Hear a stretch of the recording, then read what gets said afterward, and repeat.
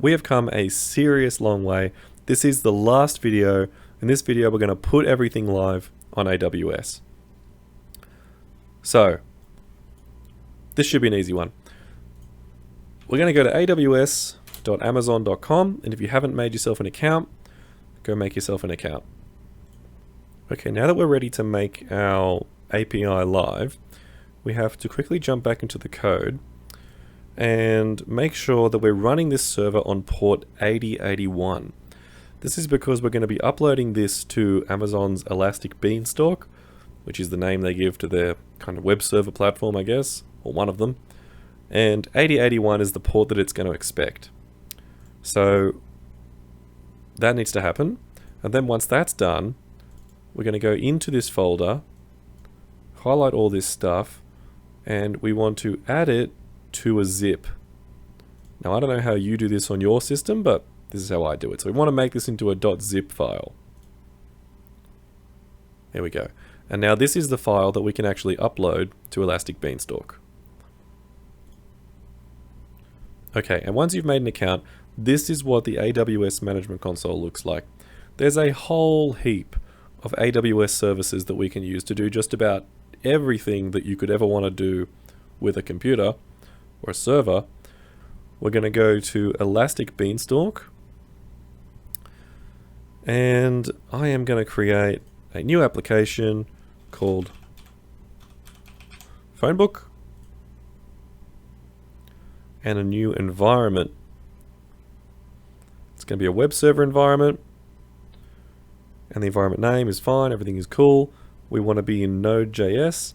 So right now what we're doing is we're configuring a system that will have Node.js on it, and it will actually run our code non-stop, 24/7, so that our API server is always there for whenever people come to our website. And we're going to upload some code.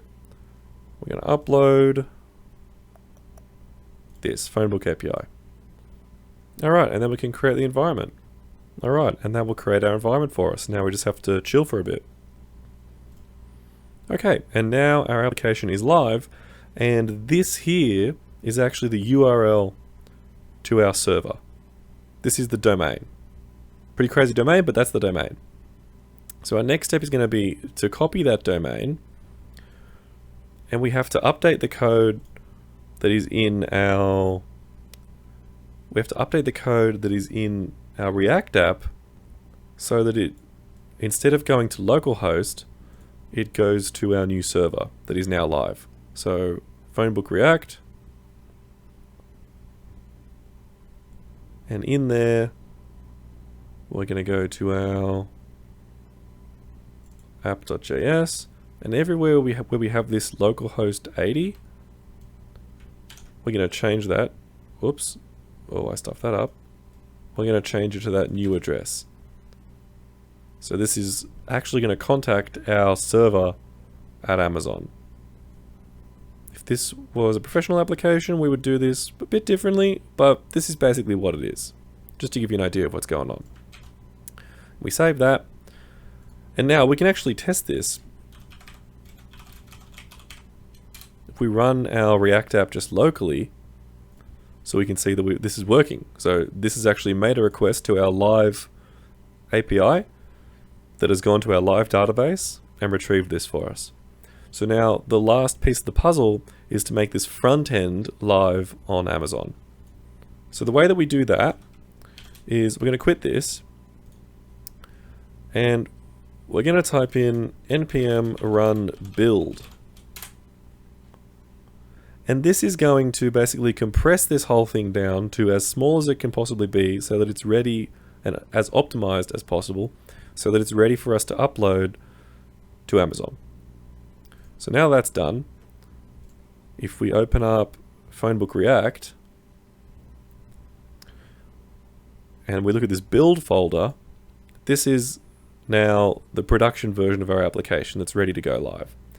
So back in Amazon, in order to make our React app live, we need to put it in a service called S3. So S3 is just simply Amazon's cloud storage solution. So it's basically just going to be a server that doesn't do anything smart. It's just going to hold our React application.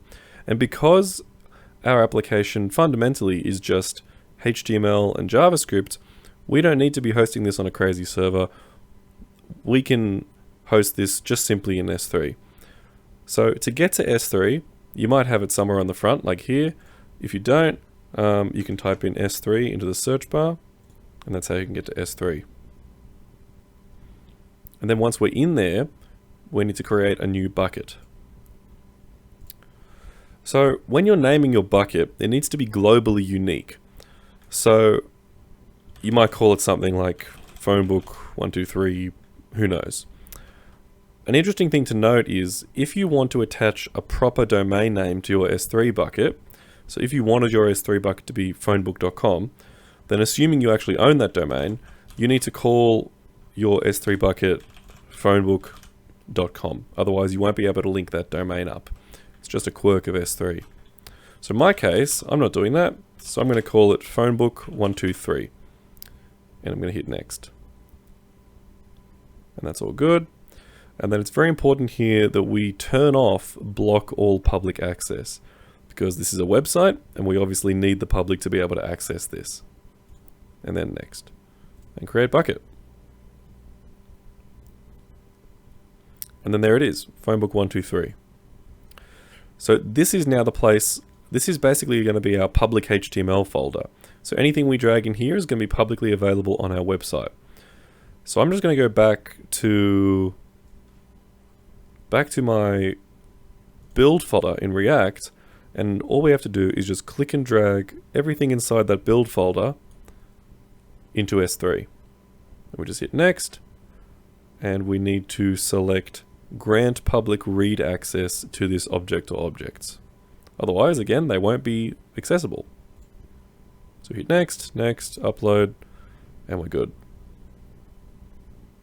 And then once that stuff is uploaded, we need to go to properties and static website hosting so that we can actually set up this S3 bucket to host a website.